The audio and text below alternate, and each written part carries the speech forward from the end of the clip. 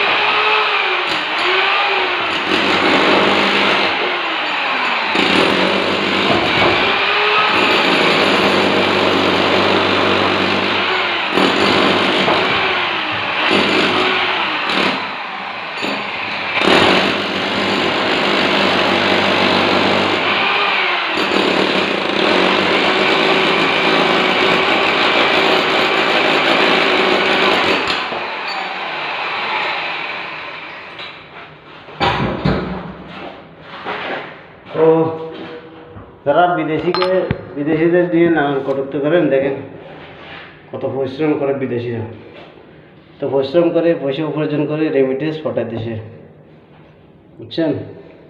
আর এয়ারপোর্টে গেলে প্রবাসীরা পর্যাপ্ত সম্মান পায় না, যেটা সম্মান পাওয়ার সেটা পায় না, কত হয়রানি করে। ভালো থাকবেন সবাই, সালাম আলাইকুম।